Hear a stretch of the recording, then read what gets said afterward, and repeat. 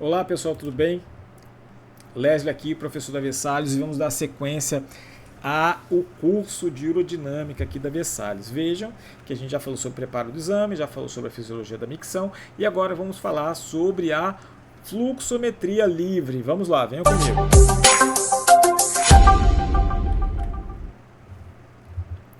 A urofluxometria hoje na nossa aula é nada mais do que o paciente urinar direto, livremente no sensor de fluxo. Vai lá e urina, xixi, acabou, está mostrado no gráfico. É isso que a gente vai falar hoje, tá bom? Então vamos lá.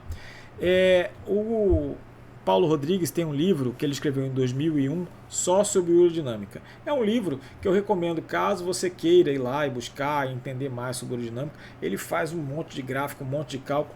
É um livro interessante, tá? É um livro bastante interessante, mas para quem quer se aprofundar. No dia a dia nosso, ele tem muita informação desnecessária. Então, o que ele diz lá logo no capítulo da fluxometria? Nenhum exame urodinâmico dará mais informação a um custo tão baixo de maneira tão confortável que a fluxometria livre. Ou seja, o paciente vai lá e urina, seja ele homem ou mulher, urina livremente na máquina. Nenhuma outra informação no exame, nenhum outro exame de forma tão confortável, custo tão baixo, te dá tanta informação como a fluxometria. Só que, infelizmente, para a maioria das patologias, as informações que a fluxometria nos dá, ela é insuficiente. Então, o que é a fluxometria? Nada mais vamos colocar aqui, que o fluxo da urina livre, o paciente vai lá e urina e tem a expressão de um gráfico de fluxo. É apenas isso. Então ele urina e forma um gráfico. É apenas isso que é a cistometria. Então tá aqui, ó, o paciente vai no banheiro, vai urinar e aqui eu vou ter uma curva de fluxo e aqui eu estou dando uma curva de fluxo ideal, tá bom? A taxa de fluxo, vejam que ela não é exatamente um sino, é quase isso, né? Quase um sino. Então ela tem um pico que é o fluxo máximo, a área é o volume urinado, aqui é o fluxo médio e aqui a outra coisa é o tempo até o fluxo máximo. E ele dá algumas informações. Só que se o fluxo estiver normal, tudo ok. E se estiver baixo? Existe uma baixa contratilidade detrusora ou tem alguma coisa obstruindo. E é isso que a fluxometria não nos dá. Mas nós vamos falar sobre isso agora, nós vamos falar isso numa aula oportuna ali na frente. Então, o que a gente vê aqui no exame? Deixa eu tirar meu rosto aqui da frente. O que a gente vê? A gente vê o fluxo aqui, o fluxo máximo, que a gente vai colocar como Qmax, o volume urinado e o formato da curva. São esses três fatores que a gente avalia. Por quê? Veja bem, como é que eu vou avaliar um exame se ele tem menos de 150 ml? Entre 100 e 150. Difícil. Então, menos de 150 ml, 100, dependendo da situação, a gente não consegue fazer uma avaliação e precisa repetir o exame ou dar continuidade com o estudo fluxo-pressão. São coisas que são importantes. Mas a gente avalia o quê? O fluxo máximo, o volume e o formato da curva são os três elementos principais da fluxometria livre. Então vejam, e eu trouxe aqui que ele já tinha falado lá atrás e foi como é que chama? Um gatilho para que você que está aqui me vendo, ou que está aqui assistindo a aula, preste atenção. Curva em sino, veja como ele parece com a curva da normalidade. Não é exatamente igual, mas só para a gente saber que ele se aproxima sim da curva da normalidade, tá bom? Então, em alguns locais você vai dizer que ela tem formato de sino, não é exatamente, mas vejam a proximidade das duas curvas e a gente, lembrando que a gente tem um curso de bioestatística aqui também na Versalhes, também sou eu que dou aula.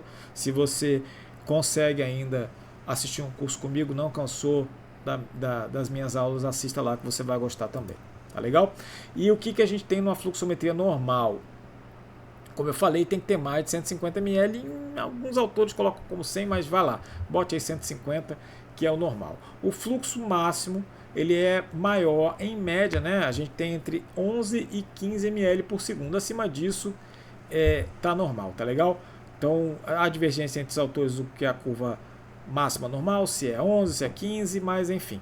Acima de 15, não há divergência. E a curva se aproxima em cima. E essa é, resumindo, uma fluxometria normal.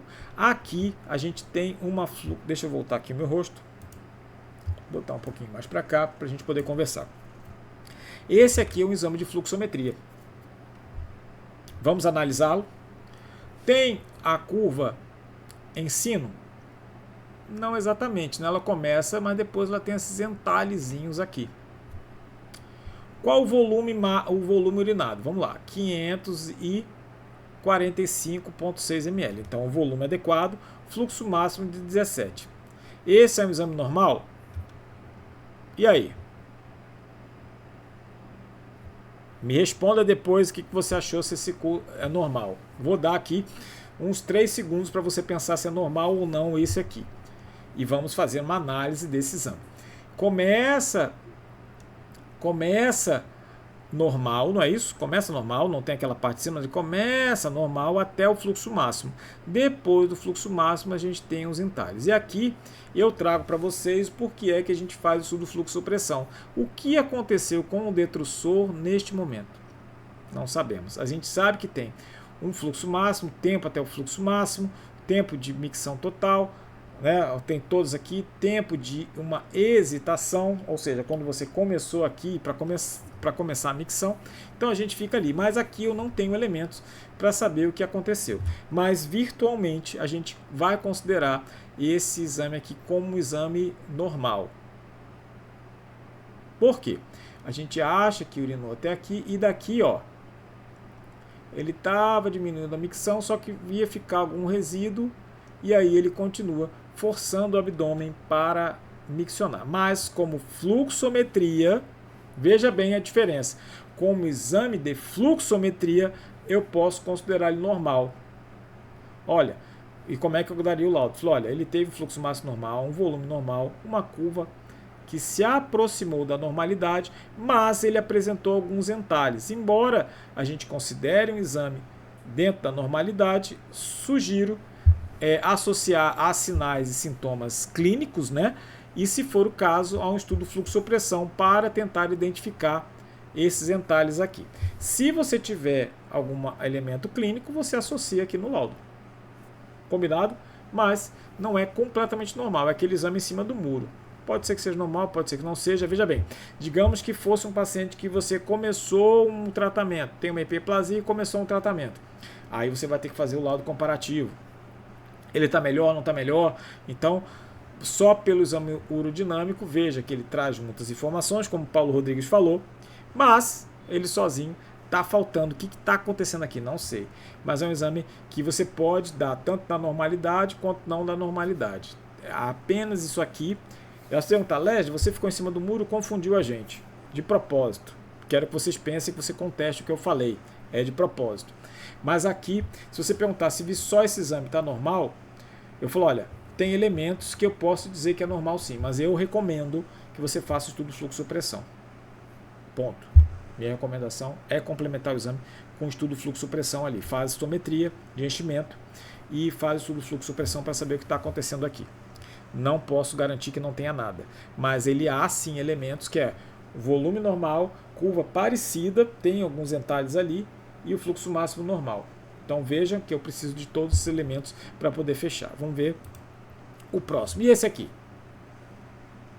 Esse aqui nem preciso dizer que não está normal, né, gente?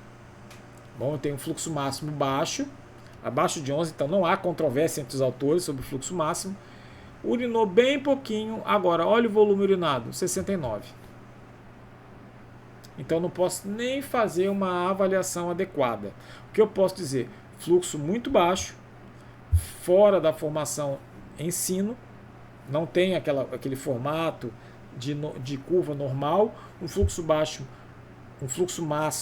muito baixo, com volume urinado pequeno. É insuficiente para ter uma análise conclusiva. Sugiro fazer a complementação com cistometria e estudo fluxo-pressão.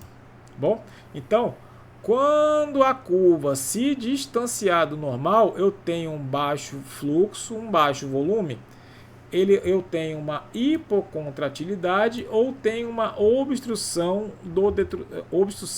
infravesical ou tem uma hipocontratilidade do detrusor. É o detrusor que não contrai ou há uma obstrução embaixo da bexiga? Não sei, por isso a gente tem que ter o fluxo-pressão. Os dois casos, a gente tem ali, ficou alguma dúvida. O que aconteceu? Não sei. Então, a gente recomenda o estudo fluxo-pressão, cistometria com o estudo fluxo-pressão.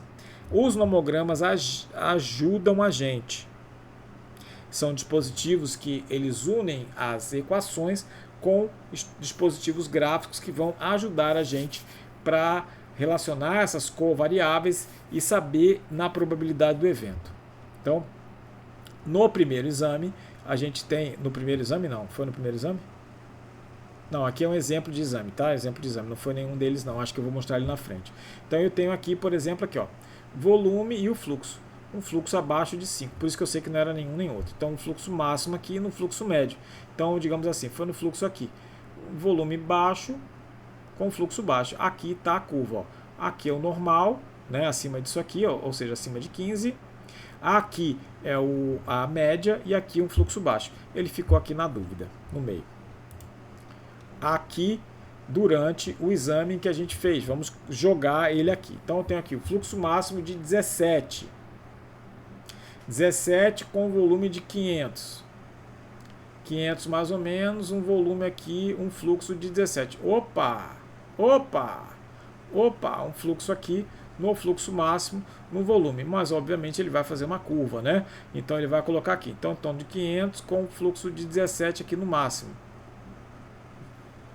Tá normal? Não tá normal? Veja que só um exame não dá para dizer, só o volume não dá para dizer e às vezes o nomograma fica em dúvida. Tá bom? Então é um fluxo baixo a custas de quê? Complicado você dizer. Tá bom? Então a gente faz o estudo fluxo-pressão. E aqui, ó, e nesse aqui? Um fluxo máximo de 7 com um volume muito baixinho aqui, mais ou menos aqui. Um fluxo máximo de 7. Veja que ele também dá dúvida. Então nem sempre o nomograma será o suficiente. Mais importante é unir o que a gente tem no exame com os sinais e sintomas, tá bom? Mas o nomograma ele pode ajudar em caso de dúvida sim. Mas veja que nesse caso que a gente viu, não ajudou em absolutamente nada, né? Tá? A gente acabou ficando com o mesmo diagnóstico só por ali. Então, neste caso aqui, eu tenho uma hipocontratilidade ou tenho uma obstrução infravesical? Não sei. Não sei. Não faço ideia, né? Não faço ideia se é um ou outro. Então, nesses casos, a gente vai passar para o estudo fluxo-pressão. Ele vai fazer a micção, mas agora eu tenho sensores de pressão. Aí eu vou conseguir dizer, olha, esse fluxo aqui está baixo, mas o seu detrusor não contraiu. Ah, não. Olha, o detrusor até contraiu bem, mas o fluxo não saiu. Teve uma contração boa, sua bexiga contrai bem. Obstrução infravesical. Tá bom? E é por isso que a gente faz a complementação e justifica que muitas das vezes a dúvida se permanece na fluxometria livre. Então a gente já parte, em alguns casos você vê que nem tem, a gente nem vai receber a fluxometria livre, tá bom? Então nada mais é o estudo miccional, o estudo fluxo-pressão, que é a fluxometria com os sensores de pressão. E aqui nesses dois exemplos que a gente viu, e a gente vai ver depois mais exemplos lá na frente, que eu preciso saber cadê a pressão abdominal, cadê a pressão detrussora, cadê a pressão dentro da bexiga para eu poder chegar a uma conclusão definitiva. Então, embora a fluxometria livre me dê um monte de elementos, ele bota um monte de dúvida na nossa cabeça também. Mas é um exame que serve, se presta muito bem, por exemplo. Estou aqui acompanhando o paciente, vou fazer a fluxometria, estou dando a terapêutica e vamos ver se ele está resolvendo. Aí sim, ele como dinâmico, né, entre um exame e o outro, ele ajuda bastante a gente, tá bom?